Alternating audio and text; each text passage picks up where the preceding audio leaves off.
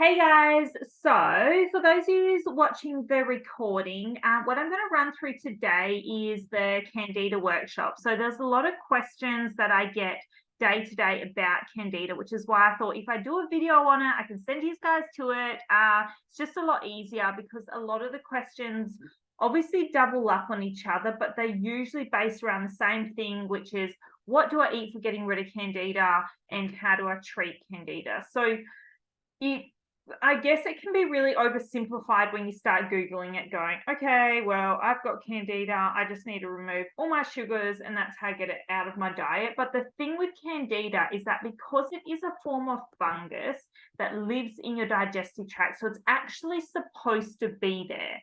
So it can get overpowering when your good bacteria drop. Okay, so when you have low levels of good bacteria, like your lactobacillus or your bifidobacteria, Candida can then overgrow. So this is when we get a classic leaky gut lining. Now, what can happen with Candida, and let me show you this, when it comes to leaky gut, Candida has what we call legs in it. So Candida can actually embed between the cells in your gut lining. So when you're looking at this image on the right here, you can see what normal tight junctions look like they're nice, healthy cells.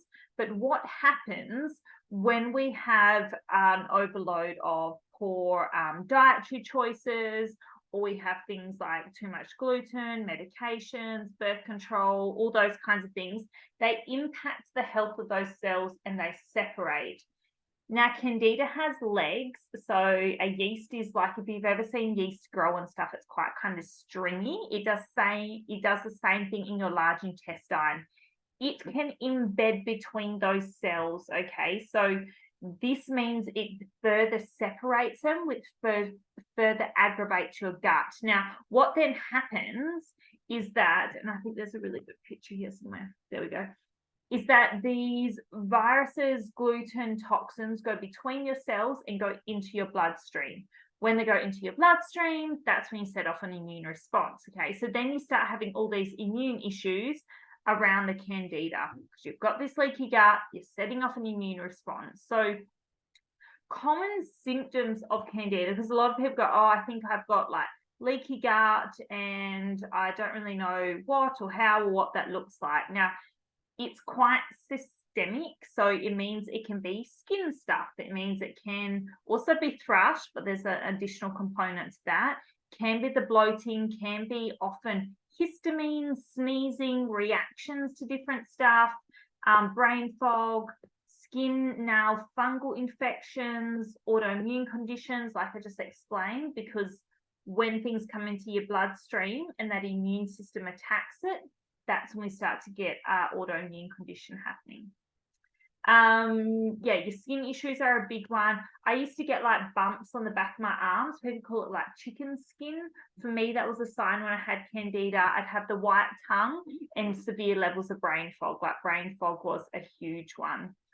A lot of women struggle with the sugar or carb cravings. Okay, so these are really, really common when you have Candida because the yeast, or same with your parasites, it wants sugary foods. So it wants to be fed essentially.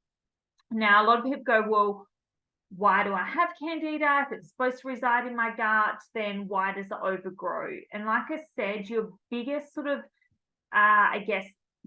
predisposing factor to overgrowing is low levels of your good gut flora. Exactly like in the garden, where the good plants and stuff drop away, your weeds overgrow. It's the same in your gut microbiome. So things like antibiotics, Mirina's birth control pills, pathogens, all those impact your good gut flora, and then the Candida can sort of grow out of control and unchecked. If, for example, you've got thrush, you've got vaginal specific Candida. Okay, so what happens is that microbiome, so that vaginal biome, we see low levels of lactobacillus and we see higher levels of the Candida and the yeast presenting there. You will see that on a simple GP swab. If you've got BV as well, you'd see bacteria levels raised. and lower levels of good gut flora. So there can be a couple elements when it comes to the vaginal microbiome, which is why I always recommend getting a comprehensive vaginal swab, which will tell you all your good gut flora, what's overgrown, what's undergrown, and sort of how to correct it. Whereas your GP swab will just pick up the main bacteria for BV, it'll pick up the candida. So I think it picks up lactobacillus as well. So it'll sort of give you a real simplistic view of what's going on. The other thing with candida is that estrogen dominance and copper levels can also encourage candida overgrowth. So if you're high in estrogen, you'll be high in copper, which then, especially because a lot of people are low in zinc, again, because of medications, and copper and zinc balance each other out. And this estrogen dominance can thrive, will feed a candida infection, essentially, because a lot of people get thrush leading up into their period, or that sort of when you have that increase in that change in hormone levels, and then the estrogen drops away, and sometimes we can see a change in pH, and this can lead into thrush as well. So your big sort of trigger foods, your sugars and sweeteners, obviously a big one. Wine and beer, so fermented food, especially when we're thinking about that immune system that might be constantly fighting that candida, we really want to get on top of that.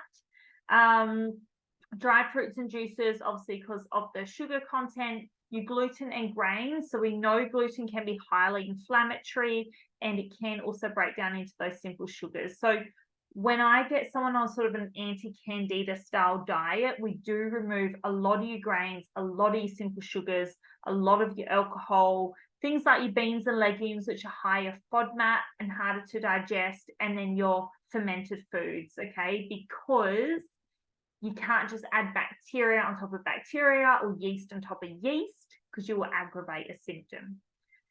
Now, if you've tested for candida and you're like, well, it keeps coming back, because this is really common, reoccurring thrush or just generalized reoccurring candida, okay? So when you've tested for candida, which there's a couple ways to test, then you sort of know whether that candida is coming back, or you'll just know from your symptoms, like you get the whiteness on your tongue again and the brain fog, like every time you add sugars back into your diet, you know there's something else going on there.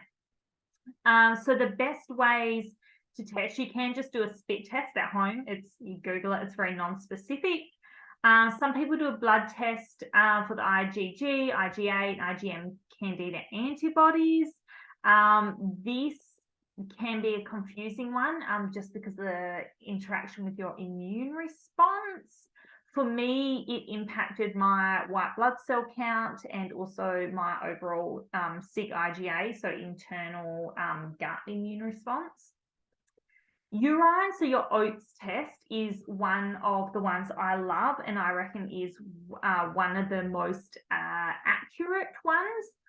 I do love the stool test because it gives you all these other influencing factors, but I do think urine that detects the waste product of candida is actually probably more accurate, because what happens in your stool is, whereas parasites and bacteria are spread out equally, in your stool sample, candida is quite patchy. So when the stool passes through, you don't always get an accurate representation of how much yeast is in your system. So the GI map stool test stuff is really important. Oh, I don't know why I put it in that still. Is really important because I'll show you in this sample report here. It gives you an idea of sort of what's happening with your good bacteria, what's happening with your inflammatory bacteria, as well as, so these are some of our surrounding factors, okay? So if we've got low sort of these protective bacteria, especially Akkermansia. So Akkermansia is one that lives in that mucosal lining there. So you need lots of him to feed off the mucosa and create a healthy protective barrier over those cells. The other ones people commonly look for is your lactobacillus families, but also really commonly is your bifidobacter family, because this helps break down foods properly, digest foods, and protect that gut lining, as well as sort of create your Bs and your vitamin K. Now, other things we're kind of looking for, I chatted about the parasites last week in the parasite workshop, so go listen to that if you're wondering about blasto and defrag and how to treat them and how they interact. But you're looking under yeast, so you're looking for how much yeast is there. Now, this will first detect if there is yeast, and then if there is yeast, if they can identify the type, there's lots of different types of yeast. So in this one, we can see the type of candida it is. They will then pop that on the report as well. But the key here is that you then would not go in and treat the yeast straight away. And this is why I get frustrated with people who think they've got a candida overgrowth and they're just trying to treat the candida when there's actually other factors around it.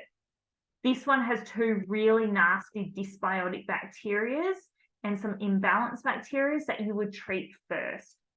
We want to treat them and start to support a good, healthy microbiome and bring those inflammatory disease-forming bacteria down, because the yeast is going to reside where there's opportunity. So where there's imbalance, where there's opportunity, there's going to be yeast. So there's no point just treating the yeast when there's continually opportunity of dysbiosis in the gut, so the yeast will just come back.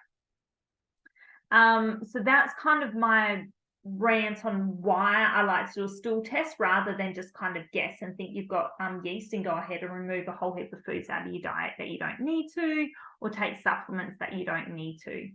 The other thing that you can look at is your digestive markers. So if you're not digesting your food properly, that is automatically going to feed overgrowth. It'll feed parasites, it'll feed yeast, it'll feed bacteria. So you need to have a healthy digestive process. And I have YouTube videos on how to test stomach acid, how to make sure you're taking the right things to support digestion, what nutrient levels to check, what herbs to take to support digestion. So I strongly encourage you to go listen to them or listen to those podcasts I've done. Support that digestion, understand what bacteria you're treating, and then go in and treat your candida while you're nourishing that good microbiome as well. You can see here really lowered immune response, and I would say that's because this is a sample one, but they've got a really undergrown good gut flora and overgrown yeast infection that the gut's fighting. This has impacted the pH of their stools. They've got really poor liver detoxing as well, so that's going to play an element into it too. When you use a really good report, they will show you how to treat these really nasty bacteria and what herbs have shown to be effective on them. So you would go in, you would treat these bacteria first, know what you're doing with the bacteria, and then you can circle back and go, okay, going to treat this yeast, but I'm also really going to focus on building up my Bacteroides, building up my actinobacteria, and healing that whole leaky gut lining. So working on reducing that immune response. So using your Saccharomyces boulardii, using your cod liver oils, using your turmeric, using your anti-inflammatory things to bring that down. Use your herbs to treat your bacteria, and then you can go in with your caprylic acids and your things that are going to treat the yeast, okay? So like I said, you don't need to remove candida, but you do need to balance it. There's a couple ways that you can treat it. I like using caprylic acid. It is found in coconut oil, but it's hard to get enough in sufficient amounts. Herbs like berberine and oregano are good. They will also address bacteria. But generally, I start with a caprylic acid supplement because I find it really helpful. And I've already used herbs to treat those bacteria. The other thing you need to consider is a biofilm buster, okay? So something to break down the biofilm that covers the yeast. And I carried on about this in the parasite workshop, so I won't do that again. But basically, when you have bacteria or parasites or yeast, they create a protective layer around them out of what we call like simple sugars, cellulose, and we need to break that down. So breaking that down can take a bit of time. NAC is a really good one for doing this, but I also posted in the Gut Health Solutions Facebook group my parasite protocol, which goes through the biofilm busters that I would use to break it down, like the Kirkman one and different ones that I find have been really effective treating that biofilm, so then we can come in with our acids and our herbs and actually treat the bacteria and yeast sitting under there. GP may give you like nystatin, which is an antifungal, which can be helpful in some people, but I do see a high recurrence with it. And then, like I said, getting a good bacteria back into adequate levels is going to be really, really, really important. So things like your Saccharomyces boulardii is great, especially for that lowered immune response and parasites. And then also your Lactobacillus bifidobacterium help that, which you can see here. This sample report had low bifidobacterium, so they would be highly encouraged to take prebiotics to feed that bacteria, but also to supplement with probiotics for that one as well. We know that these ones reduce inflammation, and also a couple months on an anti-candida diet should help eliminate a lot of those symptoms as well. One last thing about your protocol, you may need to take some kind of binder, because when you're killing off a real large, or bringing back into range a real large yeast overgrowth, and you're going through treating bacteria as well, it's very often that you get die-off effects. Okay, so I always suggest you use, so what I call is the Herx reaction, and I always use something like either activated charcoal, or you can get some, what are they called? Like Toxaprevent is a good one, and it's more of a clay binder. So something that's going to help bind up those symptoms, those toxins, so that you're not going to get as many symptoms like nausea, feeling a bit sick, those kinds of things, bloating, loose stools.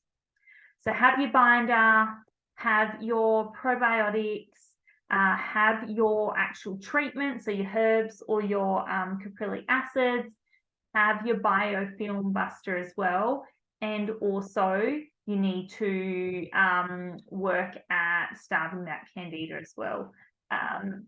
Remove the foods that feed it. Okay, so this is really, really important, just because there's no point feeding an overgrowth and then treating it at the same time. So no point eating all your sugars, eating fermented foods and everything. That's going to just encourage it to grow. But please do test. I find this is a key part of the whole picture, and it's going to give you the most answers.